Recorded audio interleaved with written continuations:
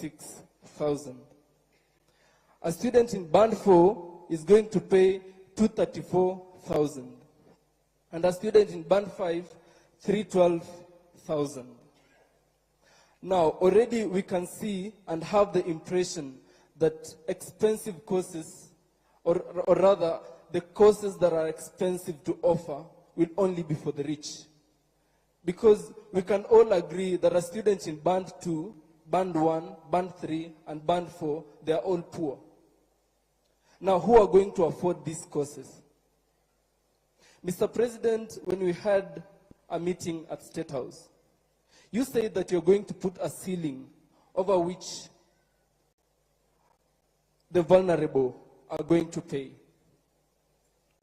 Yes, that is only going to sort those who are in band 1. I'm assuming it will be way less than 39,000. Now, we have sorted those ones. What about the majority? Because, Mr. President, the majority of students are in band 4 with a figure of 47%. If I can use figures of last year's group. These are the figures I got from HELB, that of 113,000 students who applied, 47% are in band 4. And I can use as a case in my school, Mr. President. We have students who, up to now, they were just allowed to do the exam without paying fees. But really, the truth is, they won't be able to pay these fees come end of year examinations. And what will be the fate of schools that we are so much trying to salvage? We are going to have so many dropouts, Mr. President. And these figures I'm using is for the School of Dentistry. Now we have the School of Engineering and the School of Medicine, the School of Nursing. I thank you, Professor, for the figures.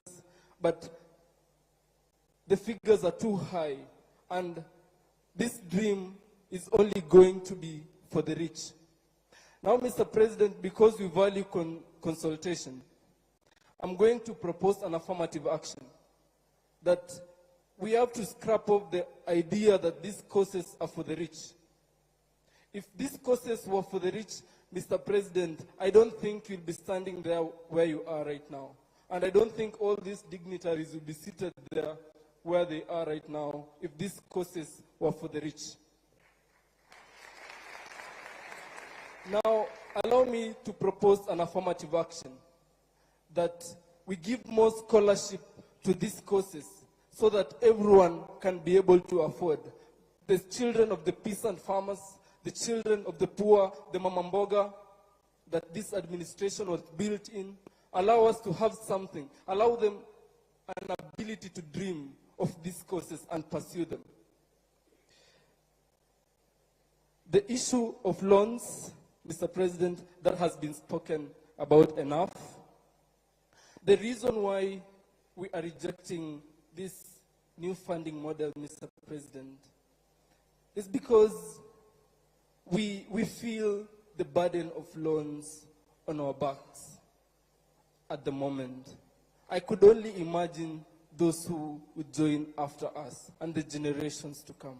Yes, you said, Mr. President, that it is better to have loans and educated or than not having loans and educated, and not having loans and non-educated. But those are not the two options that we have, Mr. President.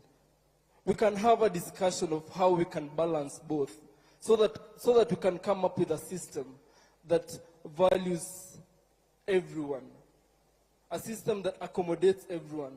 And until then, Mr. President, allow me to reject this new funding model respectfully. Thank you very much, Mr. Tarus. I don't know. Let me answer those questions. I think they are quite a buffet. Mr. President, I've been given one last concern. Okay, it reads, yes. Okay. The issue of student independence and admin stepping on student leaders. I think this is addressed to all our vice chancellors, the management of our schools. Kindly allow student leaders to run the activities with the autonomy that they deserve. Thank you so much. Thank you very much, Mr. Tarus. Let me start with Mungezi from Moranga University. I think, she suggested that why don't we consolidate all bursaries? The ones for the MCA, Member of Parliament, Women Rep, Governor. Somebody suggested that I have some bursary. I don't have. Just for the record, I don't have any bursary kitty. In fact, when I was Minister for Higher Education, there was a bursary at the ministry. And that bursary used to benefit people who have connection.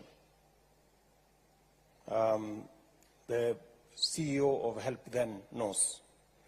I said that bursary should be transferred. It used to be 100 million shillings every year.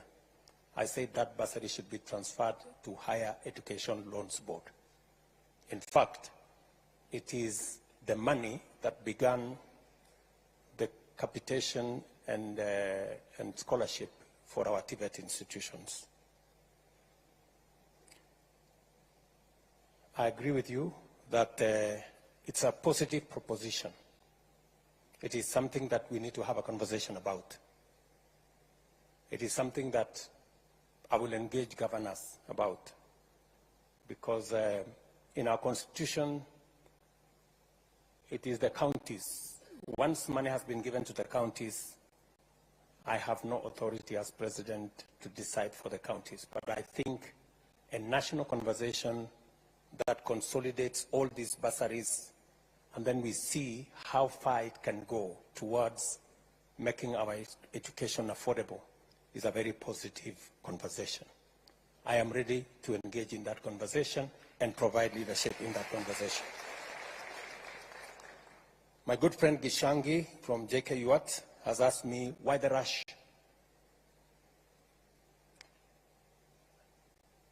I am tempted to say that, if the situation our universities were in is not serious to warrant us to have this conversation, and by the way, it took 6 months to 8 months of a conversation with different professionals.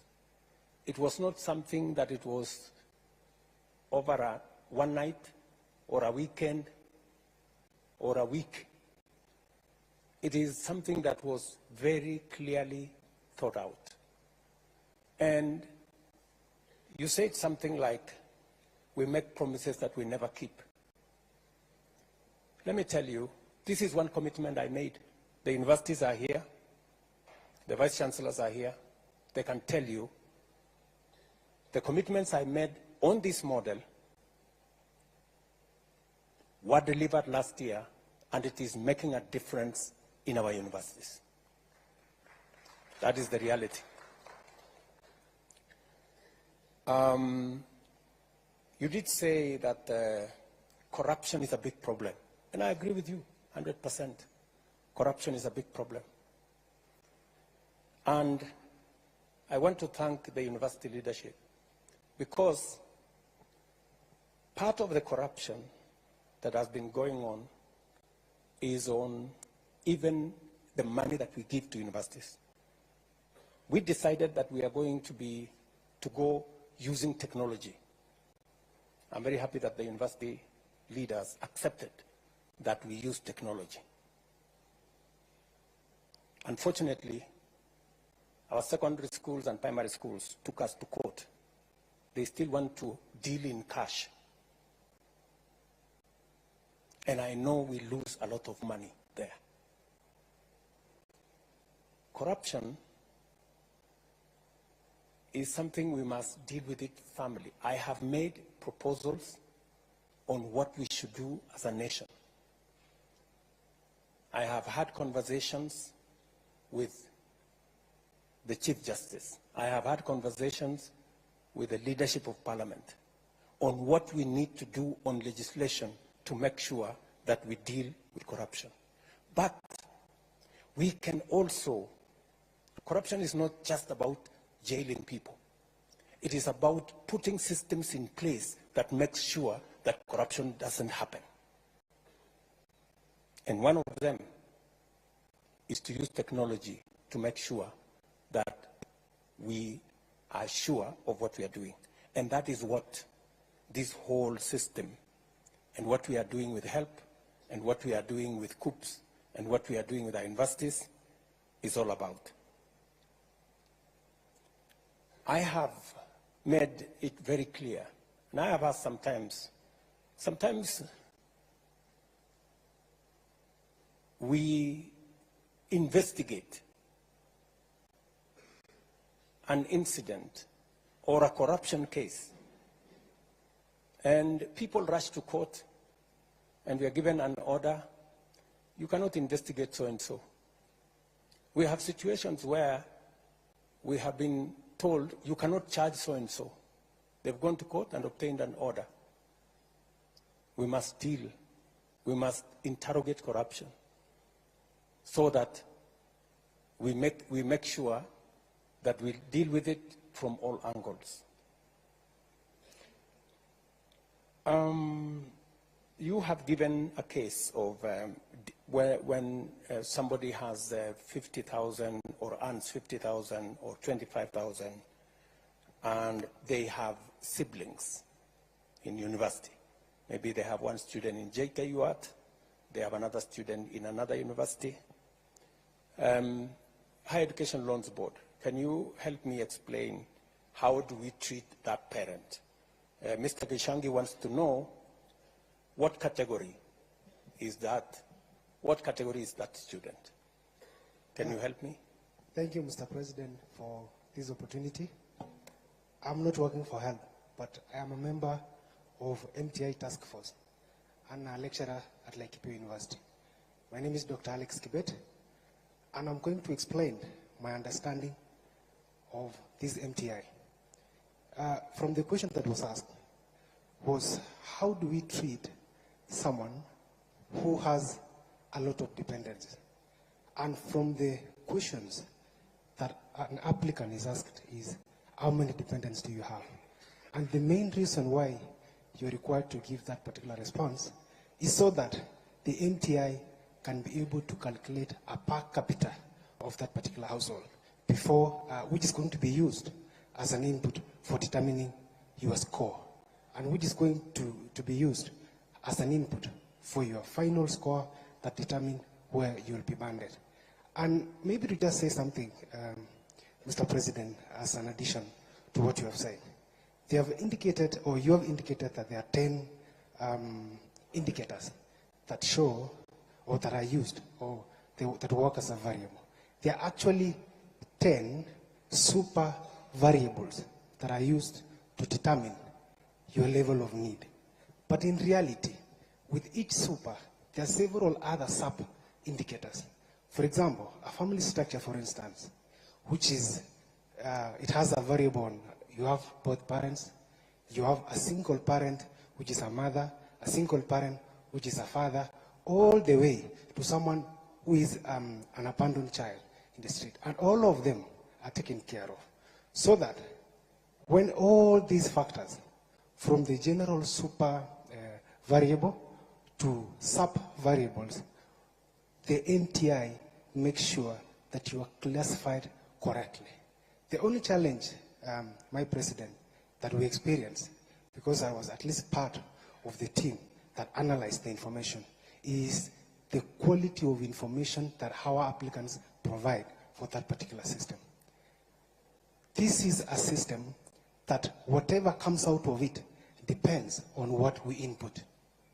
So if we don't provide the correct information, then we're going to be banded wrongly. And because we are coming from a point that this is a new system, one of the recommendations that we gave to health and higher education was please leave a room so that if there is anyone who may have submitted wrong information, can still re-provide an information that can be used for reconsideration. And that is why there is an open appeal for a fund, that if you have a different information from what you presented, you can re-provide and you can be reconsidered. And from the first information we've been given is within the next 3 weeks, that is going to be reconsidered. There's something else, again, Mr. President, that I would also wish to state. There's something on what if a situation changes in your course of your studies? How are you going to be taken care of? Let's say today you have both parents, and at the second year of your studies, something happens. Again, that is a factor that during our task force we considered and said, if a circumstance change, like your parents, guardian loses job, your parent loses job, you lose parents, you can provide the information that please reconsider my banding or my categorization so that I can have a space or be treated where I am supposed to be. There are some other small recommendations that we have suggested to them, and we hope they are going to work. Thank you, Mr. President. Thank you. Do you have anything useful to add, Mr. Kingori? No, Your Excellency. I think Dr. Kibet has said it well. Okay, thank you very much. So I think that is the information, Mr. Gishangi. You have also told me that there are people who masquerade as representative of students. And they have come to say we represent. I want to tell you, for the avoidance of any doubt, that any student I have met, they haven't said they represent anybody, at least to me. If they have told other people, I don't know. So I believe that every university has its own representation, right? And I have heard everybody here who has spoken, they have said, I am president of this college, vice president of that college. I have not heard anybody here saying, I am the president of all the universities. Or maybe I didn't, maybe it escaped my thinking, my listening. So I don't think there is anybody who has come to me to say they represent all the students of the universities. And if you are asking me that you want a representative body of all the students, that is a conversation I'm willing to have. And the universities, the leadership of universities should be part of that conversation so that we can all agree what mechanism are we going to use. Are we going to have elections in some form? Because, I mean, we are a democracy. Or how are we going to get a student leadership that represents our universities? That is a conversation that we can have. Somebody has told me, are you the one who said students who differ? There's somebody who told me about students who differ. Yes. So what is the situation of students who differ? I am not, yes, Higher Education Laws Board, can you help me there? Your Excellency, students who differ, the case of KCSE 2022, were all allowed to apply. So far, we have received 9,979 students from KCSE 2022, and this process is ongoing. So no student has been left behind. Thank you. Now, has he answered the question? Okay, what is the question? The question is, maybe a student who was already admitted, was in first year, instead of going to second year, they deferred, and then, is that the case?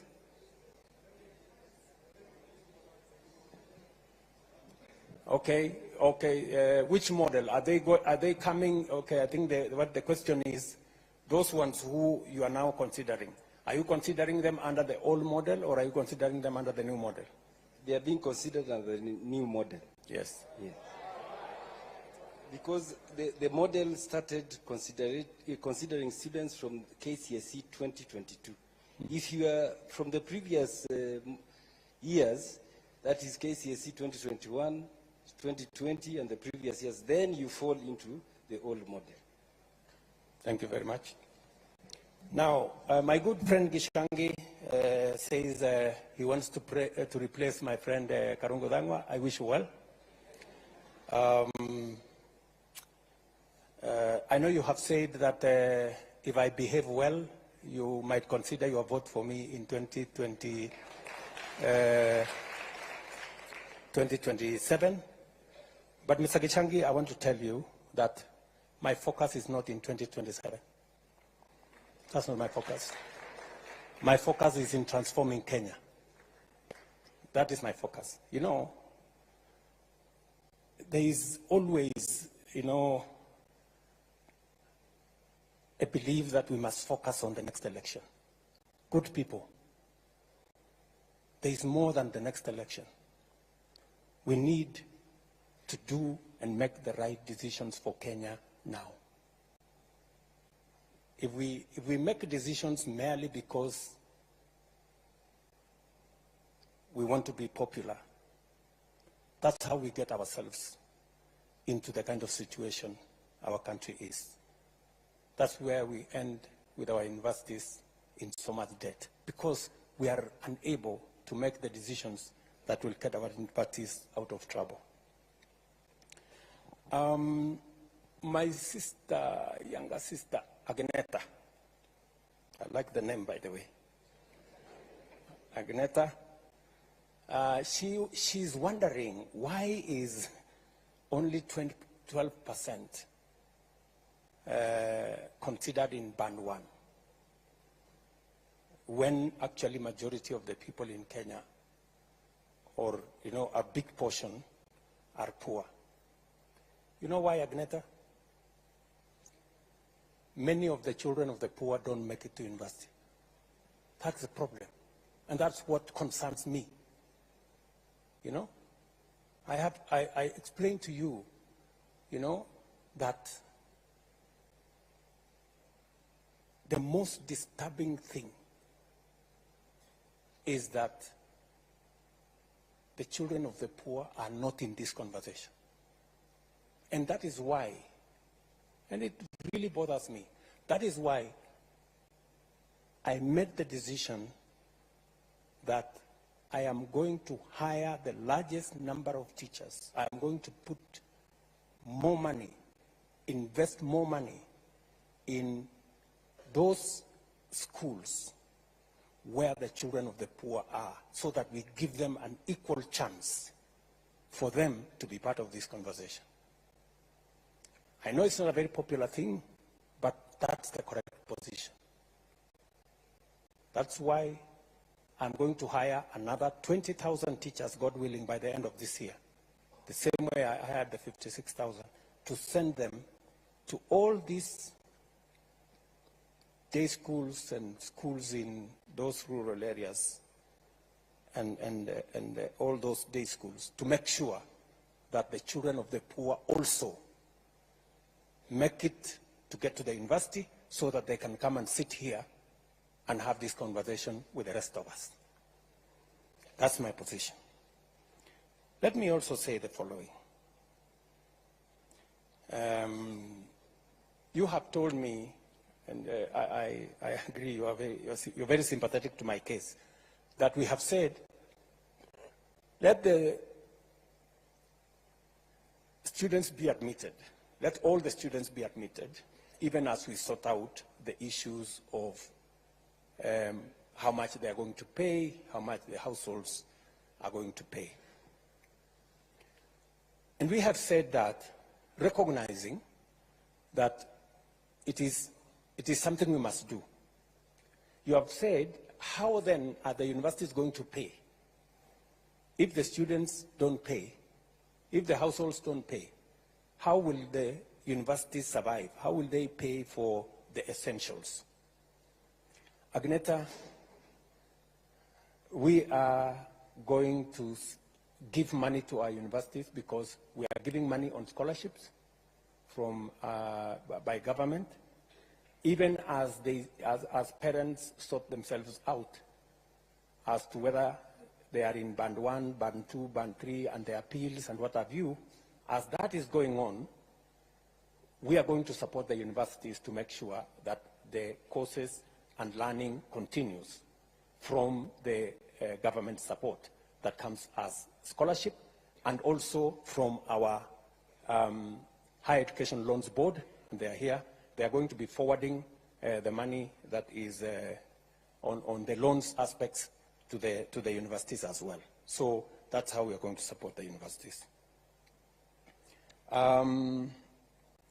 You have said something about there are some situations that marriages break, and I think the two gentlemen have already answered that question, that if your situation changes along the way, you are free to bring back your new status so that you can be reconsidered accordingly.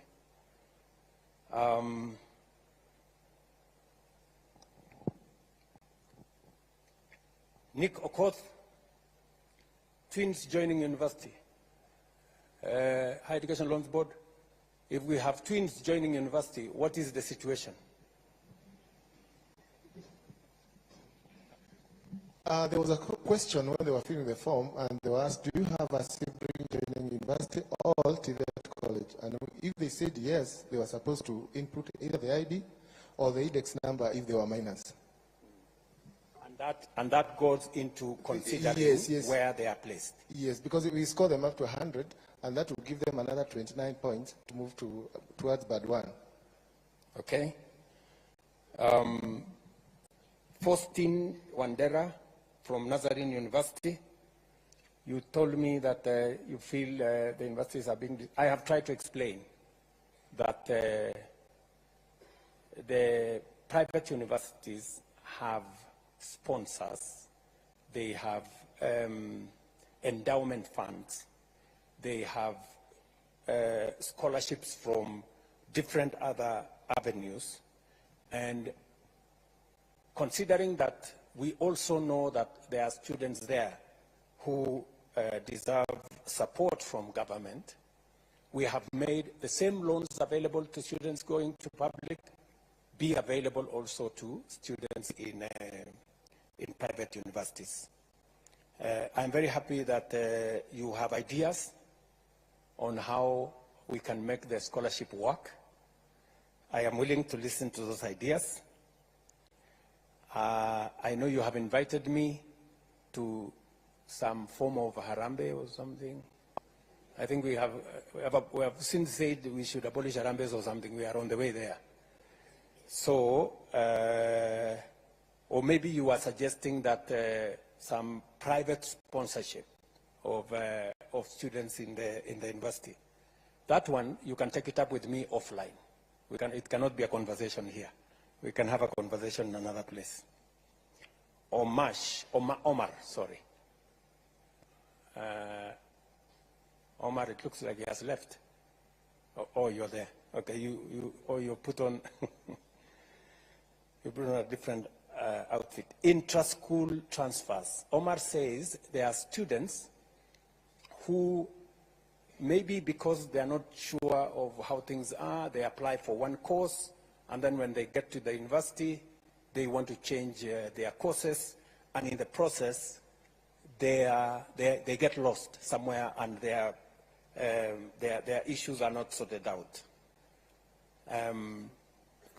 Higher Education Loans Board, again, can you help me with that situation? Why does it take so long when students change courses and they are approved by the universities?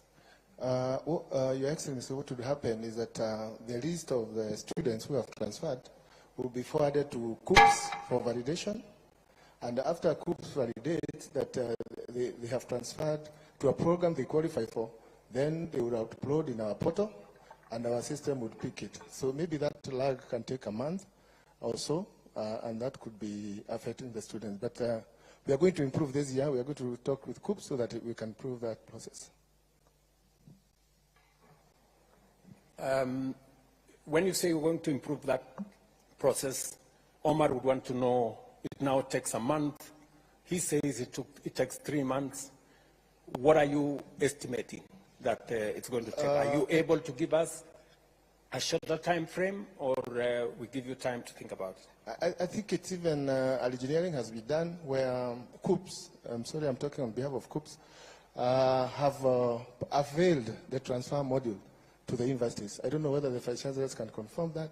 So now you don't have to send documents to COOPS. The vice chancellors will log in and effect the transfer there, and they validate in real time. As a way of managing that losing of time? Yes, sir. Can a vice chancellor confirm whether that is the case, one who has experienced such a case? Where is a vice chancellor? Yes, there is a mic behind you. Your Excellency, my name is Professor Biambo, Vice Chancellor, Meru University. I would like to confirm that that is true. We can now transfer online, and it's done real time. Thank you very much. Thank you very much. Why should the whole fee reflect instead of the household? Just hold on, Omar. I'm still answering your questions. Just Tuliza Boli kidogo. Omar is asking why should the whole fee reflect? All he wants is the fee to reflect on what the household is supposed to contribute.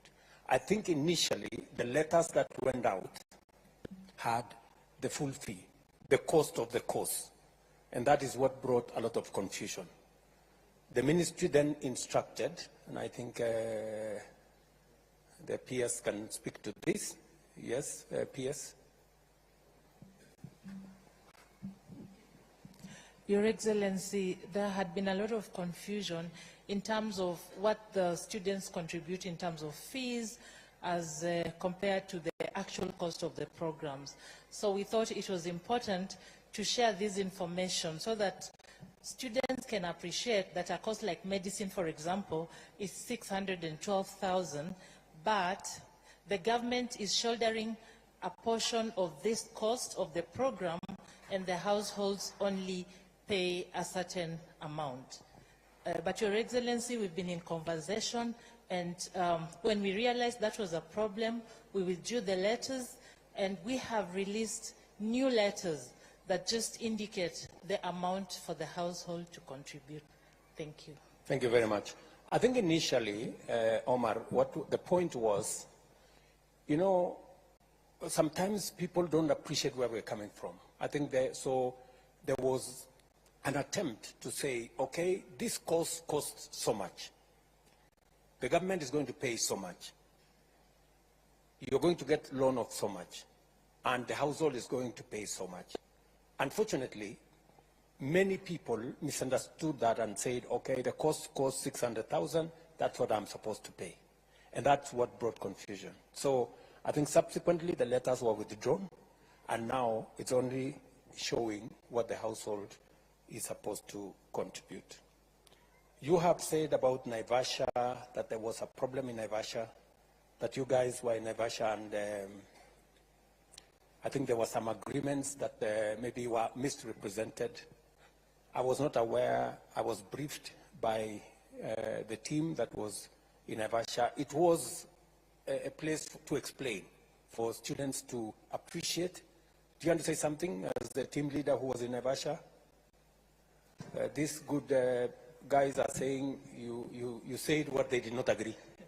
Your Excellency, one of the issues they raised is that they wanted the MTI reviewed, and that's why we put in place the task force in which we have representatives from the Higher Education Loans Board, Universities Fund, Vice Chancellors, as well as lecturers with specialist expertise, and they have been working on that MTI.